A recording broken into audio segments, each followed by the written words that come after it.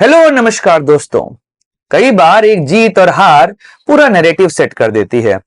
लोकसभा चुनाव के नतीजों ने एनडीए की जीत को हार में दिखाया और इंडिया की हार को जीत में दिखाया।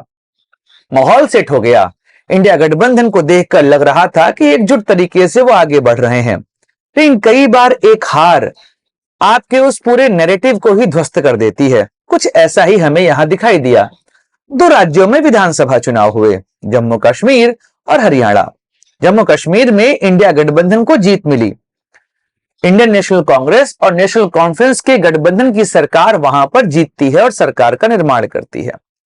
लेकिन हरियाणा में भी इंडिया गठबंधन को जीतना, तो वैसे यहां गठबंधन शब्द का प्रयोग करना सही नहीं है क्योंकि कांग्रेस अकेले चुनाव लड़ रही थी, फिर भी हम उस सेंस में बात कर लेते हैं कि कांग्रेस यहां पर अकेले दम पर चुनाव लड़ रही थी और इस चुनाव को वह हार जाती है।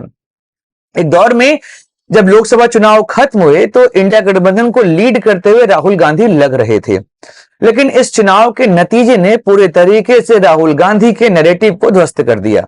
इंडिया गठबंधन के पार्टनर ही अब उनके ऊपर चढ़ते दिखाई दे रहे हैं। इधर नेशनल कॉन्फ्रेंस, जो कि आईएनसी के साथ जम्मू कश्मीर में चुनाव लड़ी थी, वह 4 निर्दलीयों का समर्थन प्राप्त करती है। इस तरह की बातें वहां पर आ रही हैं जिसके बारे में हम एक सेपरेट वीडियो में बात करेंगे कि आखिर जम्मू कश्मीर में हो क्या रहा है। वहां पर उमर अब्दुल्ला अब इस तरीके से टोन डाउन कर चुके हैं कि वह नरेंद्र मोदी के साथ एक सामंजस्य बिठाना चाहते हैं और दिल्ली के साथ मिलकर सत्ता चलाना चाहते हैं। ऐसे में कांग्रेस जम्मू कश्मीर में भी साइड लाइन होते दिखाई दे रही है। हरियाणा चुनाव का असर उत्तर प्रदेश के उपचुनावों पर भी पड़ रहा है।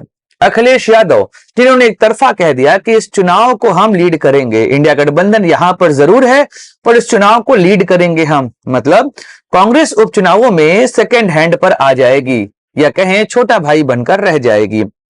वहीं पर महाराष्ट्र की भी दिक्कतें और झारखंड की भी दिक्कतें बढ़ती जा रही हैं कांग्रेस के लिए। नाना पटोले, जो कि महाराष्ट्र के कांग्रेस अध्यक्ष हैं, उन्होंने अभी कह दिया कि कांग्रेस यहां पर 288 में से 115 सीट पर चुनाव लड़ेगी और बाकी दोनों पार्टियां, मतलब शिवसेना उद्धव बाला साहब ठाकरे और इसके अलावा एनसीपी शरद पवार, इनको 80 से 85 सीटें दी जाएंगी। पूरी चर्चा आज के वीडियो में हम इसी विषय पर करने वाले हैं कि आखिर महाराष्ट्र में जो रार मची है सीट की, वह है क्या। नमस्कार दोस्तों, मैं सुधांशु और आप देख रहे हैं द स्वदेश।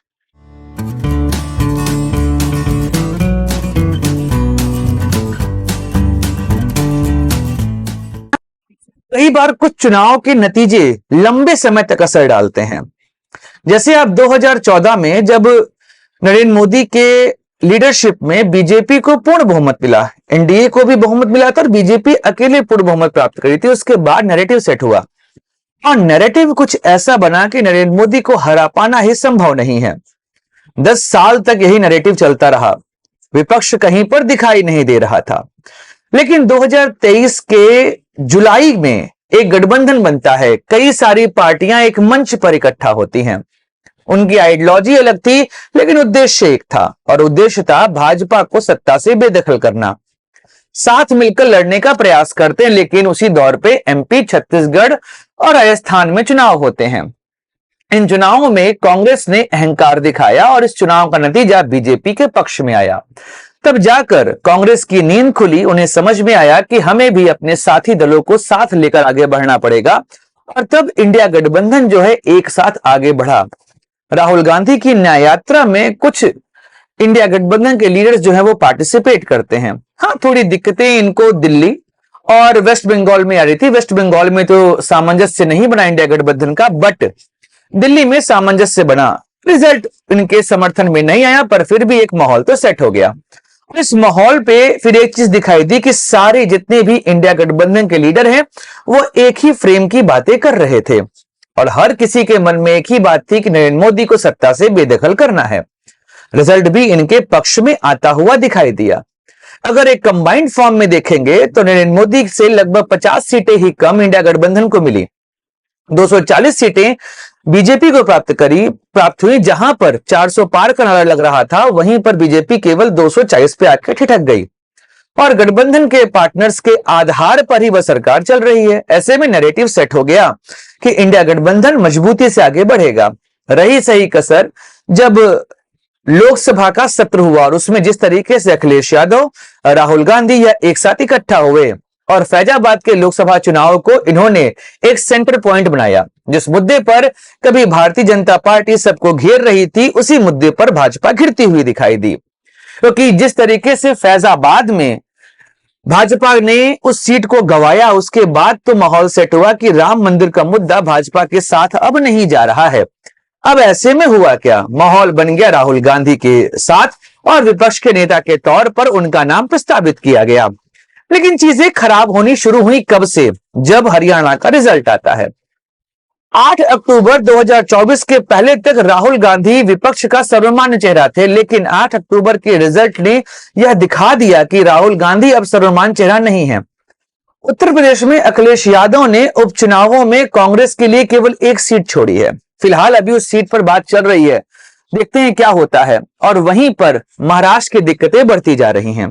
अब इधर हुआ कि नाना पटोले, जो कि महाराष्ट्र कांग्रेस के अध्यक्ष हैं, उन्होंने कहा कि महाराष्ट्र में शिवसेना और एनसीपी की जगह पर कांग्रेस जो है बड़ा भाई का रोल यहां पर प्ले करेगी। अगर हम महाविकास अघाड़ी को देखें, जो कि 2019 में बना था, इसमें शरद पवार का रोल सबसे ज्यादा महत्वपूर्ण है। एक तरीके से देखा जाए तो वह इस गठबंधन के गार्जियन माने जा सकते हैं। उनकी बातें हर कोई स्वीकार करता है। लेकिन अभी जैसे ही कांग्रेस ने यहां पर बात कही, उसके बाद तो दिक्कतें बढ़ रही हैं। इस पूरे माहौल को समझते हैं आखिर हुआ क्या। एक्चुअली उद्धव ठाकरे यह चाह रहे हैं कि चुनाव की घोषणा से पहले महाविकास अघाड़ी एक चेहरे के साथ आगे बढ़े और वह चेहरा उद्धव ठाकरे का होना चाहिए। इसको लेकर उन्होंने एनसीपी और कांग्रेस से बात करी। राहुल गांधी से मिलने वह दिल्ली पहुंचते हैं, उसके बाद भी वहां पर उनको कोई आश्वासन नहीं मिलता और इधर शरद पवार भी इसको लेकर खामोश रहते हैं। तो ऐसे में उद्धव ठाकरे के मन में जो दिक्कतें हैं और जो उनके मन में गुस्सा है वह फूट पड़ा। उन्होंने कह दिया हरियाणा चुनाव के रिजल्ट के बाद कि कांग्रेस जो है वो घमंड के साथ आगे बढ़ रही है, अति आत्मविश्वास का शिकार है। ऐसे में उसे अपने गठबंधन के साथियों का ध्यान रखना चाहिए और पीछे हट जाना चाहिए। यह बात संजय राउत ने भी वहां पर दोहरा दी। इसके बाद तो माहौल गर्म हो गया महाविकास अघाड़ी के अंदर। ने कह दिया कि हरियाणा चुनाव का प्रभाव महाराष्ट्र में नहीं पड़ेगा और राहुल गांधी का चेहरा अभी भी सर्वमान्य चेहरा है और इसके बाद हम राहुल गांधी के चेहरे पर ही आगे बढ़ेंगे और यहां पर बड़े भाई का रोल प्ले करेंगे। अगर इसी के कंपैरिजन में हम महायुति को देखें तो वहां दिक्कतें इतनी नहीं है, जबकि गठबंधन की दिक्कतें वहां पर भी आपको दिखेंगी, क्योंकि एनसीपी में अजीत पवार का जो गुट है वो भाजपा के साथ महायुति में है। अजीत पवार के ऊपर भाजपा ने ही करप्शन के आरोप लगाए थे, उसके बाद भी वह साथ में आगे बढ़ रहे हैं। दिक्कत उनको ये आ रही कि वो अपने वोटर्स को कैसे समझाएं कि अजीत पवार को वो वोट करें। दिक्कतें हुई थी जब लोकसभा चुनाव हुए थे और लोकसभा चुनाव ने ही कांग्रेस के लिए वहां पर माहौल भी सेट किया है। लोकसभा चुनाव में हुआ क्या था कि महायुति और महाविकास अघाड़ी यह आमने सामने थे, सीट की शेयरिंग हुई।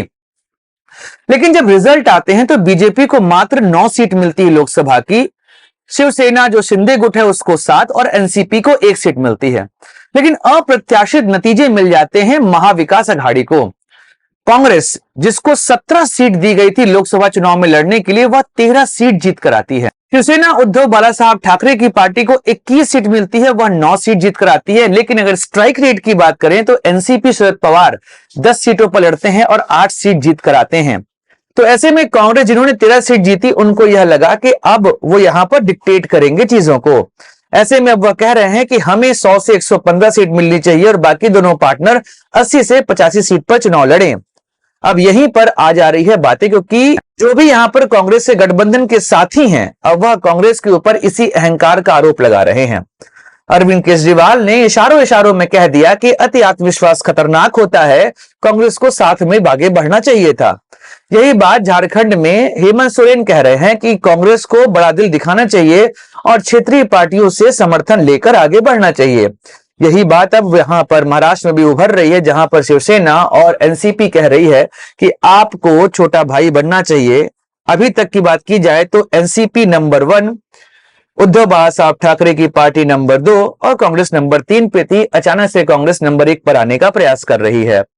देखते हैं चुनाव के नतीजे क्या होंगे। लेकिन अगर ऐसे ही दिक्कतें बढ़ती रहीं तो महाविकास अघाड़ी में सीट शेयरिंग चुनाव की घोषणा के बाद भी नहीं हो पाएंगे। वहीं पर महायुति की बात करें तो उन्होंने 288 सीट में से 173 सीट पर आपसी सहमति बना ली है। केवल 115 सीट की बात यहां पर बची हुई है, लेकिन महाविकास अघाड़ी अभी भी इस मामले में पीछे ही चल रहा है। माहौल उनके पक्ष में है। अभी मामला 55-45 का है। हाँ, हरियाणा चुनाव के पहले यह मामला 70-30 का था, लेकिन हरियाणा चुनाव ने भाजपा और एनडीए के आत्मविश्वास को बढ़ाया है और यह पार्टी अब इस चुनाव को और अच्छे से लड़ने वाली है, क्योंकि महाराष्ट्र जो है वो इंडिया का इकोनॉमिक कैपिटल है, उसे कोई खोना नहीं चाहता। देखते हैं कांग्रेस कैसे आगे बढ़ती है, लेकिन संभावनाएं कांग्रेस के घमंड की वजह से खराब दिखाई दे रही हैं। लेकिन शरद पवार हैं राजनीति के चाणक्य, कुछ न कुछ वो यहां पर हल निकालेंगे, जैसे उन्होंने 2019 में शिवसेना को अपने साथ मिलाकर हल निकाला था।